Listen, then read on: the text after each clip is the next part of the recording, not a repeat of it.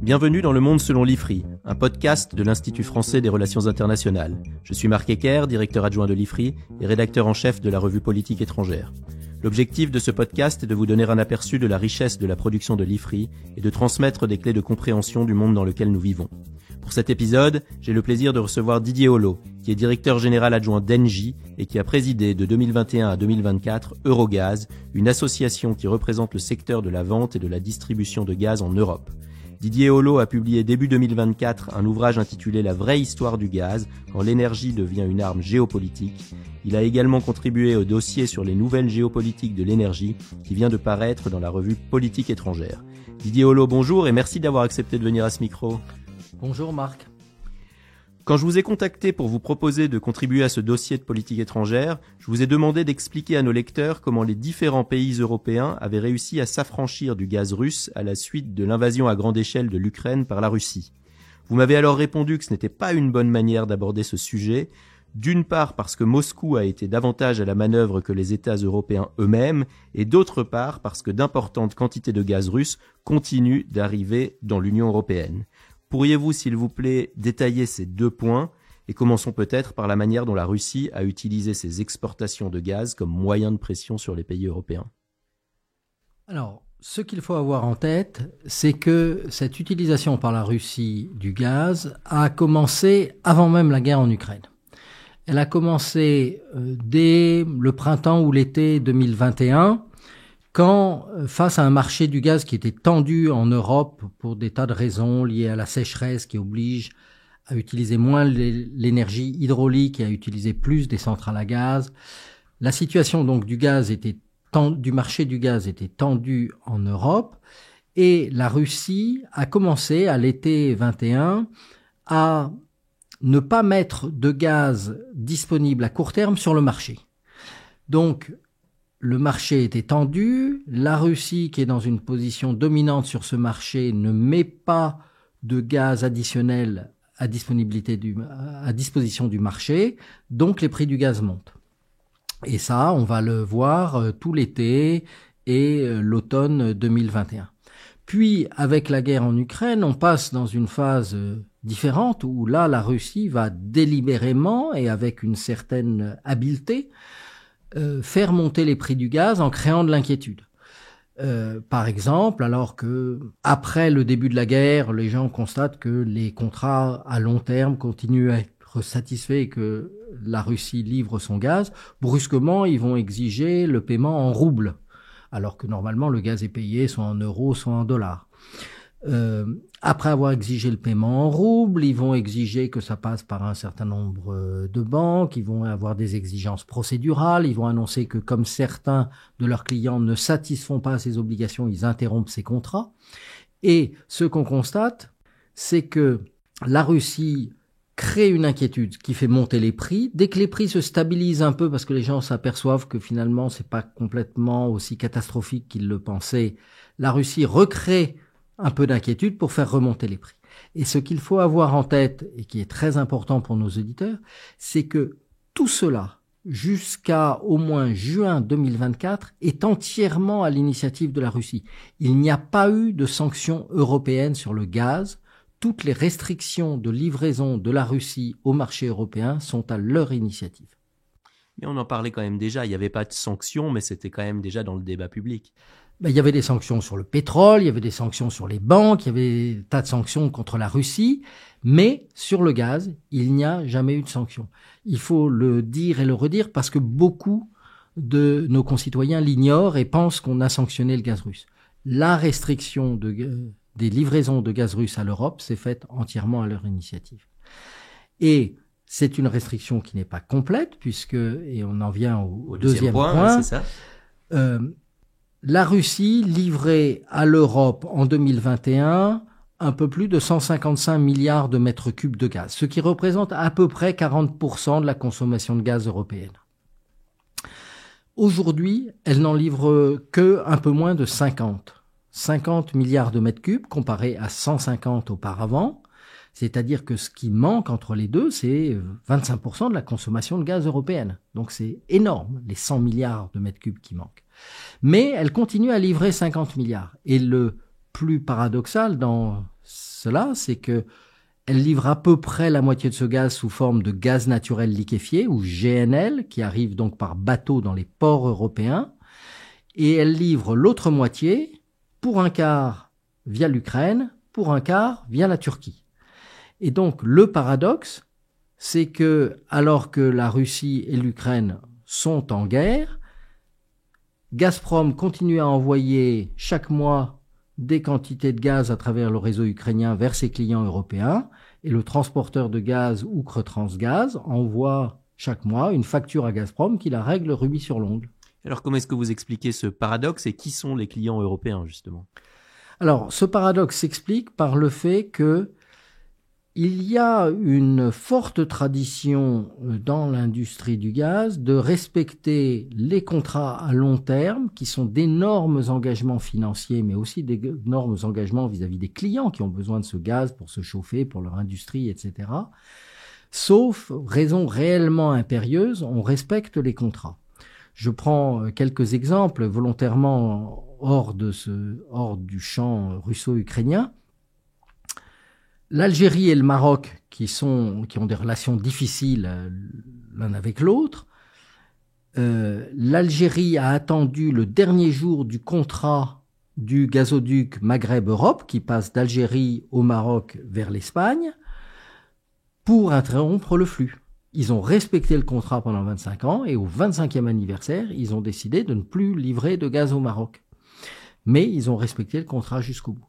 Donc, ça, c'est la première explication. La deuxième, c'est que quand vous regardez quels sont les pays en Europe qui ont une certaine sympathie ou dans lesquels la Russie arrive à faire valoir ses arguments, ils coïncident à peu près avec les pays qui continuent à être livrés par le gazoduc qui traverse l'Ukraine. Et on trouve notamment la Slovaquie, la Hongrie, l'Autriche, etc. Donc, il y a encore des volumes de l'ordre de 12-13 milliards de mètres cubes par an qui transitent par l'Ukraine vers les pays de l'Union européenne. Alors vous avez cité la Slovaquie, la Hongrie, ce sont aussi des pays qui ont des positions plus favorables aux Russes. Vous voyez un lien entre les deux sujets ? On peut difficilement s'empêcher de faire un certain lien.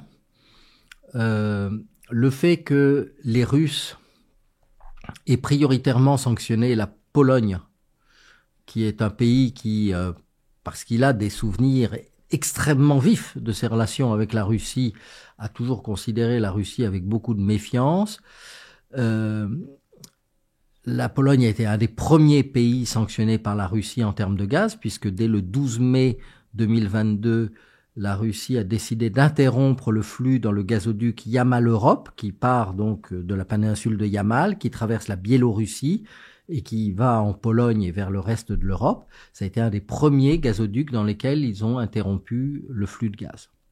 Donc je pense qu'il y a un lien entre les décisions prises par la Russie en termes de contrat, même si officiellement elles n'ont été liées qu'à la réponse sur la question des paiements en roubles, etc., et les pays qui ont vu leur flux de gaz russe s'interrompre. Dans votre article pour Politique étrangère, vous écrivez, je cite, que l'Europe a créé, par croyance dans les vertus du marché, un système qui ignore toutes les contraintes géopolitiques. Est-ce que vous pourriez nous expliquer, s'il vous plaît, comment s'est construit ce marché unique du gaz naturel ? Alors, le marché unique du gaz naturel s'est construit dans la continuité du marché unique des pays industriels, et il s'est construit en gros à partir de la fin des années 90. Première directive date de 97, avec l'idée que la concurrence sur le marché aval du gaz, la concurrence donc vers le client final, allait faire baisser les prix et donc augmenter la compétitivité de l'industrie européenne et puis le pouvoir d'achat des clients européens. Le problème, c'est que cette ouverture du marché a ignoré un fait fondamental qui est que l'Union européenne n'était plus autosuffisante en gaz depuis l'année 1974 et que donc nous dépendions extrêmement fortement de pays externes à l'Union. Alors certains qui sont assez proches de l'Union comme la Norvège, mais d'autres qui ne se considèrent absolument pas comme soumis à quoi que ce soit qui ressemble au droit de la concurrence européen. On peut citer la Russie, les pays du Moyen-Orient, l'Algérie, la Libye, etc. Donc, on s'est bercé d'illusions en pensant que la concurrence sur la partie aval du marché allait faire baisser les prix, en négligeant complètement le fait que dans la partie amont du marché, il y avait un oligopole de producteurs qui n'étaient pas soumis au droit de la concurrence européenne. Alors, il y a eu des tentatives pour les soumettre au droit de la concurrence européenne, mais tentatives qui ont été aussi maladroites qu'inefficaces. Et je prendrai juste un exemple. Quand, en 2022, nous allons voir le ministre qatari du pétrole et du gaz pour voir comment les exportations de gaz naturel liquéfié venant du Qatar vers l'Europe peuvent être augmentées. Il nous dit, je vous rappelle quand même au passage que depuis 10 ans, je suis en contentieux avec la Commission européenne sur les exportations de gaz du Qatar vers l'Europe. On se sent un petit peu mal à l'aise pour négocier des approvisionnements complémentaires dans ce cadre. Et donc, le premier phénomène qui fait que ce marché n'a pas été construit comme il aurait été souhaitable de le faire, c'est donc la croyance que la concurrence sur l'aval du marché suffit. Le deuxième, c'est que ce marché a été un peu construit à l'imitation du marché de l'électricité, parce que tout le monde avait en tête que le gaz, c'est un peu plus simple que l'électricité, parce que vous n'avez pas besoin d'équilibrer l'offre et la demande sur votre réseau à la demi-heure près ou à la minute près.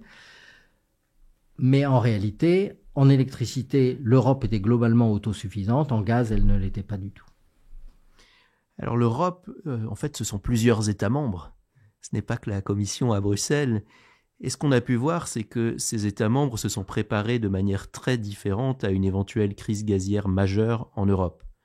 D'un côté du spectre, il y a l'Allemagne. Alors, vous pouvez peut-être nous parler de cet aveuglement allemand, avec notamment le cas de Nord Stream 2.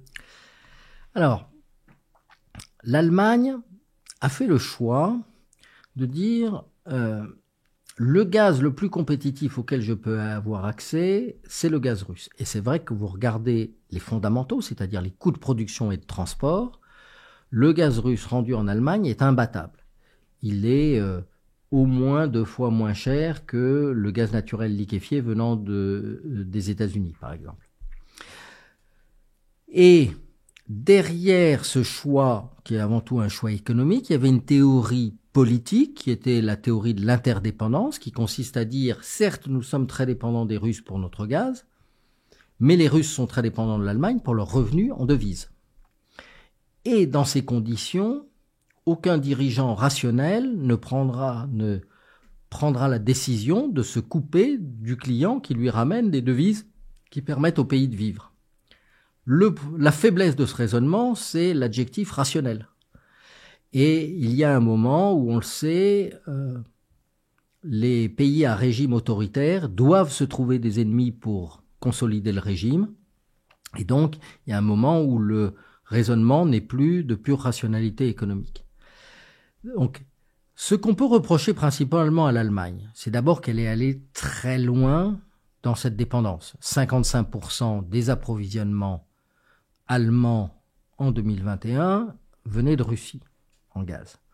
Et la deuxième chose, c'est qu'ils ne se sont pas payés la prime d'assurance qu'aurait représenté la construction de 2 terminaux d'importation de GNL. Donc il y avait des projets de terminaux d'importation de GNL, un à Eemshaven, un à Brunsbüttel, qui étaient dans les cartons depuis 10 ans. C'est cher, mais c'est pas ruineux. Il faut compter 600-700 millions d'euros pour un terminal de regazéification. Ça aurait été une politique d'assurance intelligente que de construire ces terminaux, même si l'Allemagne n'aurait importé que des quantités très limitées de gaz naturel liquéfié, mais ça lui donnait la possibilité, en cas de difficulté avec les Russes, de faire venir plus de GNL. L'Allemagne n'a jamais payé la prime d'assurance qu'auraient représenté ces terminaux, ce qui fait que quand la crise est arrivée, elle était réellement très démunie, parce que tous les réseaux de gazoducs, par ailleurs, sont conçus pour transporter du gaz d'est en ouest, et que les faire fonctionner d'ouest en est était très compliqué, même si on a pu faire quelques miracles techniques, mais c'était très compliqué. Oui, vous parlez de prime d'assurance, qui est évidemment une métaphore. Et ce que vous expliquez, c'est un peu un fil rouge de votre article, c'est qu'on ne peut pas être indépendant. Il y a des pays qui n'ont pas ces ressources. Donc la clé, c'est la diversification. C'est vraiment ça le mot-clé. Et là, le problème des Allemands, c'est qu'ils n'avaient pas suffisamment diversifié. Ils étaient beaucoup trop dépendants des approvisionnements russes. Alors Nord Stream 2, quand même, un petit mot sur Nord Stream 2. Alors, Nord Stream 2, dans ce contexte, ça n'était que la continuation de la politique précédente. Il faut aussi rappeler que dans l'affaire Nord Stream 2, l'Allemagne faisait aussi un choix économiquement rationnel qui était que de pouvoir mettre une certaine pression sur l'Ukraine dont les tarifs de transport étaient très élevés. C'est-à-dire que l'Ukraine facturait des tarifs de transport pour transporter du gaz d'est en ouest, donc de Russie vers la Slovaquie, qui étaient très élevés, au point que, malgré le fait que Nord Stream 2 était un gazoduc sous-marin, donc plus cher à construire, et neuf, donc pas encore amorti, contrairement aux gazoducs qui traversent l'Ukraine, le tarif sur Nord Stream 2 aurait été extrêmement compétitif par rapport au tarif de transport en traversant l'Ukraine. Et là, et ça date pas du président Zelensky, ça date des dirigeants ukrainiens précédents, on peut penser qu'ils ont eu une politique déraisonnable en termes de tarification du transport, parce qu'en fait, ils incitaient les pays d'Europe de l'Ouest à chercher des alternatives par des tarifs trop élevés. Donc, cette décision était économiquement rationnelle. Elle est aussi géographiquement rationnelle parce que quand vous tracez la ligne la plus courte sur le globe pour partir des gisements de Sibérie occidentale comme Urengoy pour arriver dans la vallée de la Ruhr, le centre industriel de l'Allemagne, l'orthodromie passe par la Baltique et elle ne passe pas par la Slovaquie. Alors, cela dit, c'était quand même un risque d'augmenter considérablement la dépendance au gaz russe. Et c'est un risque que finalement les Allemands ont payé au prix fort, puisque, in fine, ce gazoduc n'a jamais été autorisé, n'est jamais rentré en service, et que ces différents actionnaires ont dû passer en perte les fonds qu'ils avaient avancés à Gazprom pour la construction de ce gazoduc. Et finalement, ce gazoduc a donc été saboté. Qu'est-ce qui se dit dans votre milieu sur le sabotage? Qui pourrait être à l'origine? Dans la presse, en fait, il y a eu différentes hypothèses qui ont été mentionnées, mais on ne sait toujours pas qui l'a fait. Alors, on ne sait pas et vraisemblablement on ne saura jamais parce que ceux qui l'ont fait, quels qu'ils soient, ont tout intérêt à ce qu'on ne puisse jamais prouver que c'est eux. Donc, quels que soient les auteurs, ils ont pris les moyens de créer des leurres et d'empêcher que la vérité ne soit aisément accessible. Néanmoins, et c'est mon hypothèse, quand on regarde qui pouvait avoir intérêt à saboter des gazoducs dans lesquels il ne passait plus de gaz, puisque Nord Stream 2 n'a jamais été mis en service, donc il n'a jamais transité de gaz, et Nord Stream 1 était arrêté depuis, en pratique depuis le mois de juillet 2022, et définitivement depuis plus d'un mois à la date où le sabotage a eu lieu. On constate que les seuls qui avaient un intérêt pécuniaire à ce sabotage, ce sont les Russes qui avaient interrompu le contrat sous des prétextes techniques qui ne tiennent pas vraiment la route et qui en tout cas ne sont pas considérés comme des forces majeures au sens contractuel, puisqu'une force majeure en droit français comme en droit international, ça doit être imprévisible et irrépressible. la maintenance de vos turbines de compression n'est ni imprévisible ni irrépressible. Il suffit d'avoir des pièces de rechange et des turbines de rechange. Donc, ça n'était pas une force majeure. Comme ça n'est pas une force majeure, le fournisseur qui ne livre pas doit payer des pénalités de sous-livraison qui sont extrêmement élevées. Alors qu'un attentat, c'est une force majeure. Et donc, par l'opération, non pas du Saint-Esprit, mais de quelques équipements sous-marins, soudainement, Gazprom est libéré de son obligation de payer des indemnités de sous-livraison qui s'élèvent à plusieurs milliards de dollars par mois. Bien, pour économiser plusieurs de milliards de dollars par mois, vous êtes prêt à saboter un gazoduc qui en a coûté 10 ou 12. On revient au paradoxe quand même du départ, parce qu'on pourrait se dire qu'un État qui viole le droit international de manière évidente ne se préoccupe pas des indemnités sur un contrat. Enfin, en l'occurrence, c'est une entreprise, la Gazprom, mais c'est tout le paradoxe, c'est qu'en réalité, il y a encore des relations commerciales qui existent et des contrats qui tiennent dans ce contexte de guerre maintenant ouverte. Alors, pour expliquer ça, il faut se rappeler deux choses. D'une part, que dans l'esprit des Russes, l'opération spéciale n'allait durer que quelques jours ou quelques semaines. Et que après, comme après l'invasion de la Crimée, le business reprendrait comme avant.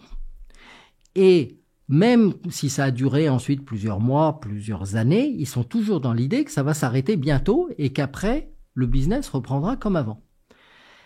Et oui, ils restent sensibles aux arbitrages qui sont rendus et qui ont pour conséquence de les condamner à payer des pénalités. Qu'à voir qu'ils ont réagi très violemment quand Uniper les a fait condamner par un panel d'arbitrage à leur payer 13 milliards de dollars. Ils viennent de réagir assez vivement quand OMV, le grand gazier autrichien, les a fait condamner à 240 millions de dollars de pénalités. Et ils ont annoncé qu'ils allaient interrompre le contrat avec OMV en rétorsion contre cet arbitrage. Donc, oui, Gazprom reste très sensible à ces questions d'arbitrage parce qu'ils sont conscients que si un jour ils veulent redevenir un fournisseur de l'Europe, il faudra qu'ils payent toutes ces pénalités. Revenons-en aux stratégies de diversification des États européens, rapidement, parce que le temps file, c'est passionnant. Donc, d'un côté du spectre, il y avait l'Allemagne. De l'autre, la Pologne, on peut dire ça comme ça, qui avait vraiment anticipé et diversifié ses approvisionnements ? Absolument. Je me rappelle en 2006 avoir reçu mes collègues de PGNiG, l'entreprise gazière polonaise, qui venaient me dire « Est-ce que vous pourriez nous aider à acheter du GNL au Qatar, donc du gaz naturel liquéfié venant du Qatar, au même prix que le gaz russe ?» Alors j'avais dit diversifier vos approvisionnements avec du gaz naturel liquéfié, c'est une excellente idée, mais il n'y a aucune raison pour que les Qataris vous vendent au même prix que les Russes. Donc, ils ont fait un peu le tour, tout le monde leur a dit la même chose, et ils sont revenus quelques mois plus tard en disant on a compris qu'on n'aurait pas le GNL du Qatar au même prix que le gaz russe, mais nous voulons nous diversifier, et donc on y va, on construit un terminal de regasification à Świnoujście. On fait un accord ensuite avec les Norvégiens pour importer directement du gaz de Norvège en Pologne, c'est le Baltic Pipe. Et on fait un accord avec les Lituaniens qui ont mis un terminal de regasification flottant à Klaipėda en Lituanie pour réimporter une partie de ce gaz de Lituanie vers la Pologne. Le résultat, c'est que quand le 12 mai 2022, Gazprom ou la Russie décide d'interrompre le flux dans le Yamal Europe qui passe de Biélorussie en Pologne, la Pologne est pratiquement prête avec le terminal de Świnoujście, le Baltic Pipe et les réimportations de Lituanie à faire face à cette pénurie de gaz. Donc d'un côté, la Pologne qui a historiquement une crainte terrible des Russes, qui se prépare au pire, et de l'autre côté, l'Allemagne qui croit en la théorie de l'interdépendance et qui ne se prépare pas. Ça, c'était la préparation. Maintenant, il faut qu'on voit un peu le résultat donc, de cette baisse des approvisionnements russes. Il a fallu trouver des substituts. Est-ce que vous pouvez nous expliquer quels ont été les principaux substituts et qui sont du coup les bénéficiaires de cette crise ? Alors, les principaux substituts, ça a été tous les autres fournisseurs de l'Europe, dans la mesure où ils ont bien voulu ou su trouver des approvisionnements complémentaires. Donc au premier rang desquels on va trouver les États-Unis qui ont augmenté leurs exportations de gaz naturel liquéfié vers l'Europe. On va trouver la Norvège qui va, dans une mesure limitée, parce que la Norvège produisait déjà beaucoup et vendait pour l'essentiel en Europe, mais va essayer d'augmenter un peu ses approvisionnements vers l'Europe, notamment en remettant en cause la limitation de la production de gaz sur certains champs comme Oseberg, pour accélérer la production de gaz. On va trouver, alors par exemple seulement des pays auxquels on pense peu, mais le Turkménistan fait un accord avec l'Iran et l'Azerbaïdjan, au terme duquel le Turkménistan exporte plus de gaz vers l'Iran, qui en exporte plus vers l'Azerbaïdjan. Et l'Azerbaïdjan, à travers le gazoduc qui traverse la Géorgie, la Turquie et qui arrive en Grèce, exporte plus vers l'Europe. Et donc, in fine, par échange successif, du gaz turkmène rejoint l'Europe, parce qu'au prix qu'a atteint le gaz, les Turkmènes sont prêts à faire un effort, et les Iraniens sont prêts à mettre fin à leur conflit avec les Turkmènes pour bénéficier au passage d'un peu plus de gaz. C'est intéressant parce que ça passe aussi par un pays là qui est très fortement sanctionné. Absolument. Et là-dessus, il est remarquable de noter que les Américains ont décidé que les sanctions américaines ne s'appliquaient pas à ce contrat parce que les Iraniens ne touchaient pas de l'argent mais touchaient du gaz. Donc effectivement, ça c'est un enjeu géopolitique, mais il y en a un autre clair, c'est l'accord entre Égypte et Israël pour que du gaz qui a été produit en Israël soit réimporté en Égypte, acheté par l'Égypte, qui liquéfie donc du gaz égyptien mais produit en Israël, à destination de l'Europe, en tout cas quand la demande égyptienne sur son marché intérieur n'est pas trop forte et que ces réexportations sont possibles. Et ceci se fait, je dirais spontanément, bien avant que Ursula von der Leyen n'aille au Caire. Ça s'est fait dès début 2022. Et donc quand Ursula von der Leyen va au Caire signer un accord avec les Égyptiens et les Israéliens, c'est déjà en opération. Et quid du Qatar ? Alors, le Qatar, lui, continue à appliquer ses plans à long terme qui prévoient le développement de deux parties de Northfield qui s'appellent Northfield Est et Northfield Sud, qui visent à augmenter sa capacité de production annuelle de 49 milliards de mètres cubes, si ma mémoire est bonne. Mais c'est des projets long terme qui ne rentrent pas en opération immédiatement. Le premier d'entre eux rentrera en opération fin 2026, début 2027. Alors, au passage, en accord avec les clients asiatiques du Qatar, il y a un certain nombre de cargaisons de gaz naturel liquéfié du Qatar qui seront redirigées vers l'Europe au lieu d'aller en Asie. Mais ça, c'est en accord avec les clients du Qatar en Asie, parce que le Qatar privilégie toujours les contrats long terme. Oui, ce qui s'est passé aussi, j'imagine que ça a eu un impact, c'est l'instabilité en mer Rouge qui a dû rendre beaucoup plus difficile les exportations du Qatar vers l'Europe. Alors, en fait, vous avez un double phénomène sur les flux de GNL qui sont d'une part la sécheresse au Panama qui limite le transit dans le canal de Panama et d'autre part la guerre au Yémen qui fait que les navires de GNL évitent de passer par le canal de Suez. Donc, du coup, on a constater une espèce de rationalisation des flux où le gaz produit dans le golfe du Mexique aux USA va essentiellement vers l'Europe et ne part plus vers l'Asie par le canal de Panama, et le gaz du Qatar va essentiellement vers l'Asie et ne va plus vers l'Europe parce qu'il faudrait passer par le cap de Bonne-Espérance, ce qui est un trajet très long. Donc il y a eu effectivement un impact du canal de Panama et du canal de Suez sur les flux de gaz naturel liquéfié. Dans les quelques minutes qui nous restent, j'aimerais bien qu'on se projette un peu dans l'avenir. Peut-être que vous pourriez nous expliquer comment vous voyez le marché du gaz évoluer au cours des prochains mois et peut-être même des prochaines années. Alors, pour ce qui concerne le gaz naturel, nous estimons que le marché va se rééquilibrer, c'est-à-dire que la demande et l'offre mondiale de gaz vont être à peu près en équilibre sans les 100 milliards de mètres cubes de gaz russe qui manquent en 2027. C'est essentiellement le développement des projets de GNL américains, le développement des projets de GNL qatari, le développement de projets GNL africains qui va faire que ce marché se rééquilibre.